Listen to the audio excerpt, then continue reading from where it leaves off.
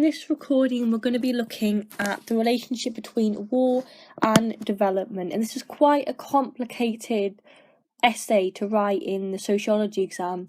So what I'm going to do is I'm going to split it into parts. So first of all, we're going to be talking about the theories of war and conflict, then it'll be old and new wars, and then it'll be civil wars, the problems of civil wars, globalisation and development, and then how inequality can cause conflict.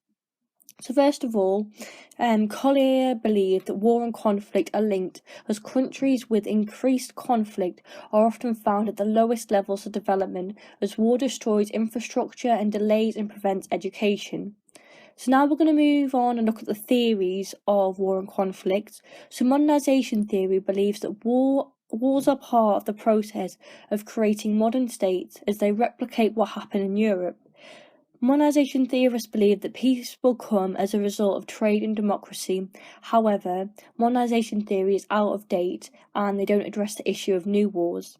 Dependency theory believes that wars worsen poverty by free trade initiatives. Weak states can't provide education and health facilities. Unemployment means that men seek no further for themselves. Weapons are too easily available through aid, which only benefits one small groups of people, but it can cause conflict as ethnic differences are exploited by politicians seeking power, and capitalism is linked to functional violence on a global scale. For example, millions of dollars of Western aid for victims of the Ethiopian famine of 1984 to 1885 was shipped off by rebels to buy weapons. Overall, there is a lot more evidence to support dependency theory's view of war and conflict. So if we look at the second point of war and conflict, is that there are old and new wars because war has changed, which has impacted development more. Kaldor believes that old wars were based around public confrontations, competitions for the use of sophisticated technology, alliances between nations. However, in new wars, they are mainly civil wars. They cause damage to infrastructure.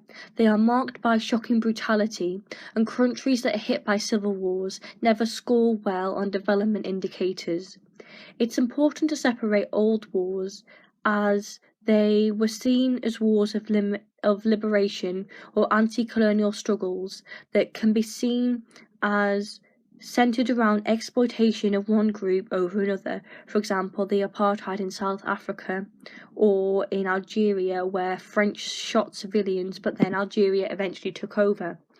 And genocides, which are a factor of new wars, have a much greater impact on society. For example, during the Rwandan genocide, the genocide killed 50,000 to 1 million people in just 100 days. Also, it's been argued that new wars are easy to finance in developing countries, as Laurent Kabila led rebels in the Democratic Republic of Congo and claimed that as the country was so poor, rebellion was so easy, as all you needed was $10,000 and a satellite phone in order to fund troops.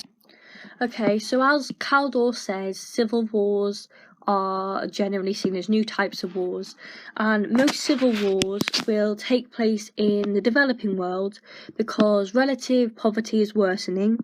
There are weak state institutions. For example, Somalia has not had an effective national government for more than 20 years, which may be contributing to the rise of Al-Shabaab terrorist group and the rise of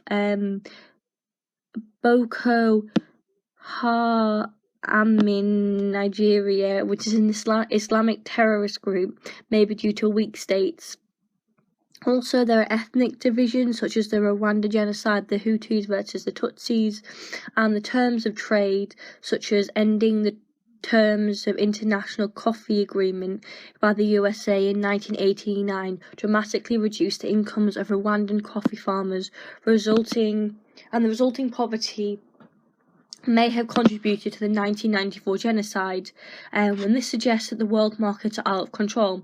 Another example of this is the Arab Spring food prices rose, which led to bread riots due to the policies that the World Bank and the IMF inflicted. So what's clear is that new civil wars are aimed at civilians, which prevents development. And you can use an example of Sierra Leone, where the rebels cut off their hands or feet of victims, and most of them were civilians. And most casualties are civilians because of the reduced access to food and healthcare. So now we're going to look at some of the problems with civil wars. One of the most important of these is that they slow down or prevent development, because civil wars affect the infrastructure and economy of a country. Civil wars can last 10 times longer than world wars, which means that a nation is set back and this can prevent development. For example, Collier believed that civil wars are development in reverse, as civil wars reduce an economy on average by 2.3%, and this would mean that a 7-year war would mean a 15% drop in economy. For example, the Democratic Republic of Congo needs 50 years of peace in order to be at the same economic level they were in 1960. Also, civil wars cause disruption as they ruin assets in agriculture, business, homes, and educational institutions, which all need to be remade. For example, Short found that the 15-year civil war in Mozambique destroyed 70% of the country's schools. Also, civil war causes refugees and mass population movement, causing death through diseases and dangerous movements which can kill. For example, Syrian migrants who tried to flee Italy died on ships which sank off the coast. Also, refugees can impact other countries, as the Syrian refugees have to be stranded in Turkey because of the tight border controls of other countries.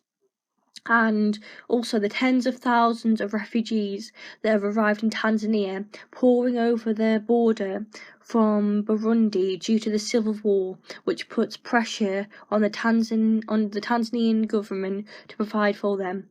There are also many other problems with civil wars, as many children can be abducted and forced to fight against their will, and this makes them more violent, and it also means that the war becomes the norm for youth. And it's women and children who bear the bare brunt of casualties.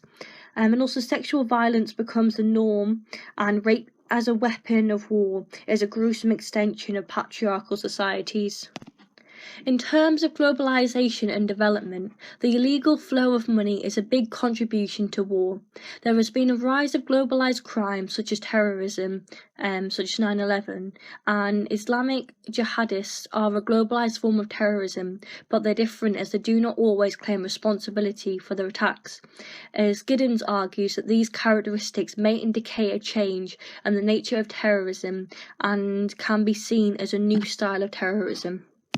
So the final topic which we're going to look at is how inequality can cause conflict. So by looking at equality between countries especially means looking at poverty. Collier and Sambandis believe that there is a strong link between the wealth of a country and the probability of it suffering from a civil war. It is much cheaper to recruit rebels in a poor country where wages are low and unemployment is high. For example, in the Democratic Republic of Congo, an army member will go unpaid, so they may join a rebellious group instead. Also, the absence of social cohesion in developing countries may result in instability. For example, in Thailand, salaries are rising and education is improving, but inequalities and political participation are lagging behind. And Gurr argues that a large gap between a group's expected and actual economic and living conditions can fuel conflict. However, Hoffler believes that income inequality is insignificant in determining the probability of conflict. Also, horizontal inequalities can occur between different groups. As Stewart stated, when cultural differences coincide with economic and political differences between groups, this can cause deep resentment that may lead to violent struggles. For example, the violence in Kenya after the 2007 elections was led by inequalities between ethnic groups. And George believes that the debt boomerang can lead to war. So, in conclusion, more research is needed to understand exactly how and when inequalities lead to conflict and what policies can prevent this. Thank you very much for listening. If you have any more requests on different videos that you want me to make, then leave them in the comments below. Take a look at my global development playlist and there'll be a link on the screen round about now.